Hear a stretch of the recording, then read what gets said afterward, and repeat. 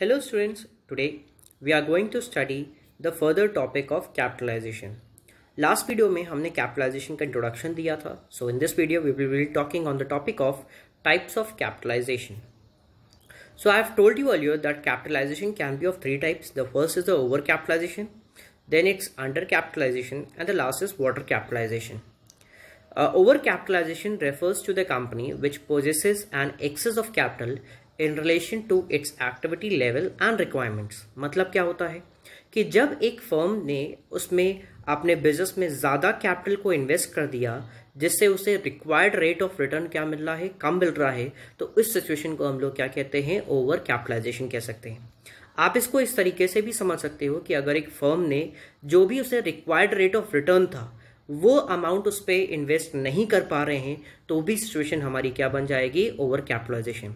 Example के तौर पे हम ये समझ लेते हैं कि अगर हमने कहा कि आपका मार्केट रेट ऑफ रिटर्न कितने का है, 12% का, लेकिन एक्चुअल में जो आपको रिटर्न मिल रहा है वो 10% मिल रहा है. दैट मीन्स आपने कैपिटल ज़्यादा इन्वेस्ट कर दी है और रिटर्न आपको कम आ रहा है. तो ऐसे केस को हम लोग क्या कहा जाता है, ओवर कैपिटलाइजेशन वाली सिचुएशन बोली जाती है.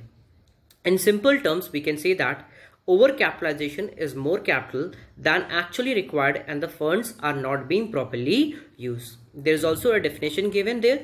You can have a look on this. Let's move to the next part. आपको ये पॉइंट क्लियर करने के लिए मैंने एक छोटा सा प्रैक्टिकल भी ले रखा है.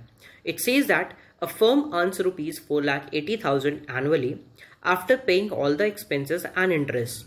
The total amount of capital employed by the firm is rupees 60 lakhs. And the fair rate of return expected by investors is 12%. That means कि मार्केट में जो रिटर्न आ रहा है वो कितना आ रहा है, 12% का आ रहा है. और आपने 60 लाख रुपए लगा के कितने रुपए अर्न किया, 4,80,000. दैट मीन्स पहले मुझे क्या चेक करना पड़ेगा, अपना रेट ऑफ रिटर्न को क्या करना पड़ेगा, चेक करना पड़ेगा. अगर वो 12% से कम आ रहा है that means we are over capitalise. और अगर हमने कहा कि हम लोग 12% से ज्यादा लेकर आए तो वी आर अंडर कैपिटलाइज्ड. और अगर इक्विवेलेंट आता है तो वी आर वाटर कैपिटलाइज. तो लेट्स सी द सॉल्यूशन. ये सॉल्यूशन आप देख सकते हो यहाँ पे आपकी स्क्रीन पे विजिबल होगा. It says that annual earnings is rupees 4,80,000 and the capital employed in the business is rupees 60 lakhs. Here the fair rate of return is 12%. आप सिंपल सा अगर रेट ऑफ रिटर्न को कंप्यूट करोगे, obviously formula क्या होता है, profit upon capital employed into 100. वही concept apply करके हमने क्या कहा है कि हमारा रेट ऑफ रिटर्न कितना आ रहा है, 8% का. As the actual rate of return is 8% is less than the fair rate of return 12%, the firm is said to be overcapitalized. मतलब क्या हुआ, क्योंकि मार्केट में रेट ऑफ रिटर्न कितना आ रहा था, 12% का, लेकिन आपने 60 लाख रुपए लगा करके भी सिर्फ कितने रुपए का आपने अर्न किया, 8% का आप रिटर्न लेकर के आए. दैट मीन्स आप कौन सी कंडीशन पे हो गए, ओवर कैपिटलाइज हो गए. अच्छा, अब कोई आपसे पूछे हम कितने रुपए से ओवर कैपिटलाइज है, भाई आपको ये तो पता चल गया कि आप ओवर कैपिटलाइज हो, लेकिन उसका नेसेसरी एडजस्टमेंट करना पॉसिबल है कि नहीं है. हाँ, वो पॉसिबल है. तो अब हम चेक करेंगे फेयर अमाउंट ऑफ कैपिटलाइजेशन कैसे कैलकुलेट किया जाएगा. हम ये कंप्यूट कर लें कि अगर ये 4,80,000 रुपीज हैं, यही हमारी 12% रेट ऑफ रिटर्न होते तो उसकी फुल वैल्यू ऑफ कैपिटल कितनी हो जाती.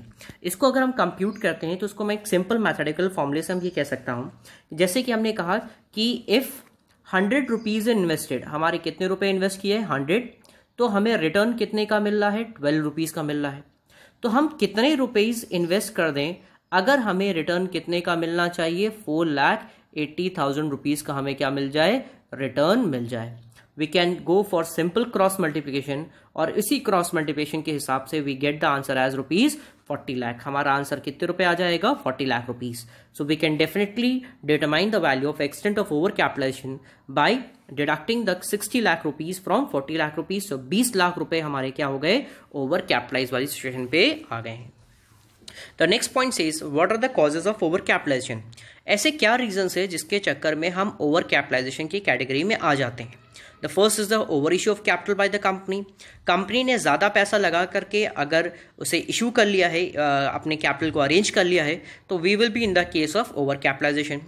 Boring of larger amount of capital at a higher rate of interest. आपने मार्केट से ज़्यादा पैसों को क्या कर लिया है, बोरो कर लिया है, वो जिसमें आपका रेट ऑफ इंटरेस्ट क्या आ रहा है, ज़्यादा आ रहा है.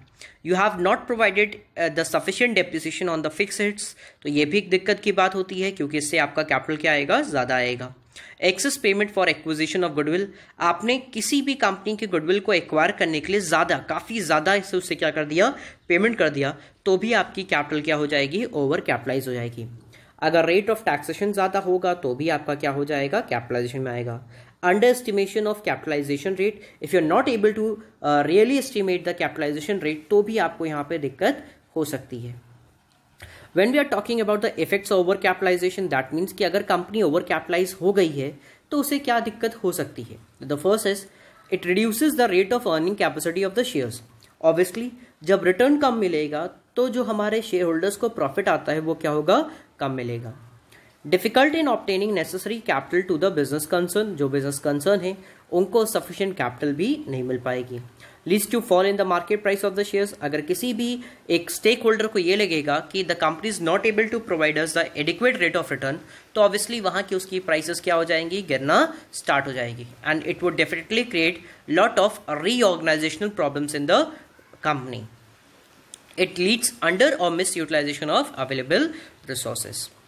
नहीं, what are the remedies for over capitalization, क्या अब हम हमारे पास चलो इफेक्ट्स हमें पता चल गया कि we are gone in the case of over capitalise हो गए, we have talked about its remedies भी, हम उस पर जो इफेक्ट होगा वो भी हमने स्टडी कर लिया। अब हम उसकी रेमेडी पे वर्क करते हैं।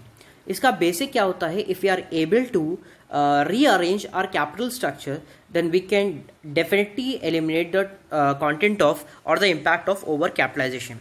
इसका क्या मतलब हुआ कि if effective management can reduce over capitalization, अगर आपके यहाँ मैनेजमेंट बहुत अच्छा है, they can definitely analyze each and everything on time, इससे आपके ऊपर जो हार्मफुल इफेक्ट होंगे वो क्या हो जाएंगे, मिनिमाइज होंगे। And over a period of time we can definitely eliminate the topic of over capitalisation.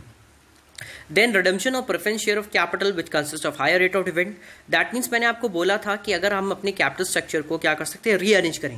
That means if we are able to reduce more of depth then we can definitely eliminate all the negative impacts of over capitalization। तो हम क्या करेंगे, जो हमारे preference share capital है उनका redemption कर देंगे, जिससे हमें क्या हो जाए, जिन पे हमें क्या दे रहे हो, हम हायर रेट ऑफ डिविडेंड क्या कर रहे हो, पे कर रहे हो। Reorganisation of equity share capital, थोड़े बहुत चेंजेस हमें अपने इक्विटी शेयर कैपिटल में भी करने पड़ेंगे। And the last is the reduction of depth capital, क्योंकि लगभग आप देखोगे कि हमें अपने कैपिटल स्ट्रक्चर में अपने डेप्थ को पोर्शन को अगर हमने रिड्यूस कर लिया then we can definitely reduce the over capitalisation. That's all for today. आज हमने ये टॉपिक्स पे वर्क किया। Obviously in this video we have talked only about over capitalisation, so in our next video I will be talking more about the under capitalisation and water capitalization, and I will be also discussing with you some more practicals from this chapter. Thank you students, have a nice day.